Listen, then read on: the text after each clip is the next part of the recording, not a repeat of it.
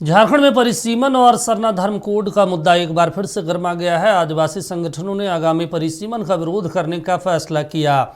इनका साफ कहना है कि आदिवासियों की आबादी भले ही कम हो, लेकिन विधानसभा में उनका प्रतिनिधित्व कम नहीं होना चाहिए। रांची प्रेस क्लब में आयोजित संयुक्त प्रेस वार्ता में उन्होंने सरना धर्म कोड भी फौरन लागू करने की मांग की है।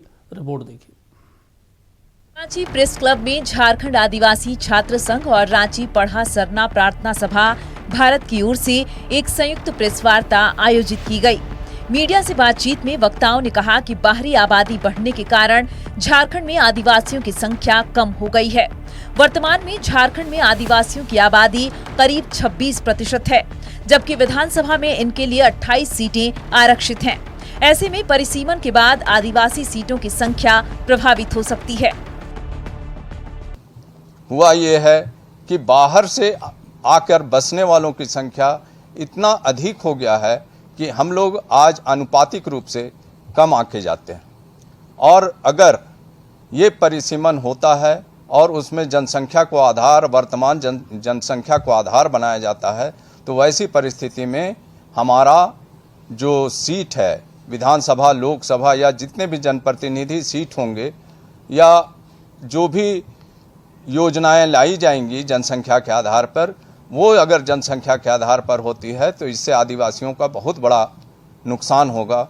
और इसी को ध्यान में रखकर हम लोग इस प्रेस कॉन्फ्रेंस को किए हैं। अगर मौजूदा आबादी के आधार पर परिसीमन हुआ तो आदिवासियों के लिए आरक्षित सीटों में कमी आ सकती है।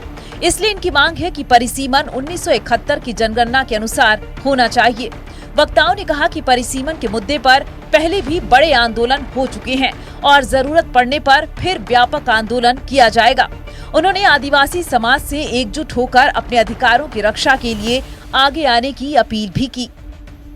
का रूपरेखा ये है, अभी हम लोग कल के बाद से झारखंड में जितने भी जनप्रतिनिधि हैं, संसद, विधायक और ब्यूरोक्रेसी को, राज्यपाल, मुख्यमंत्री को हम लोग ज्ञापन के माध्यम से 15 दिन तक हम लोग का ज्ञापन सौंपना कार्यक्रम रहेगा पूरे झारखंड में। उसके बाद उस 15 दिन 20 दिन बाद आपको हम लोग सूचित कर देंगे।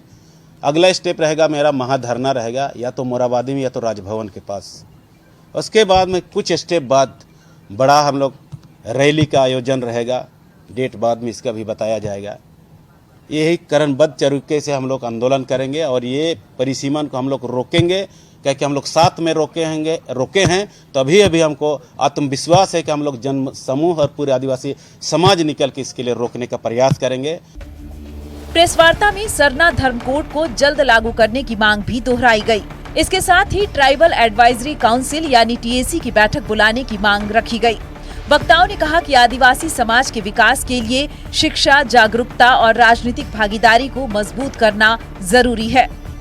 झारखंड के आदिवासी क्षेत्रों में परिसीमन नहीं हुआ था। हमारा जो आरक्षित सीट थे 28 ही थी।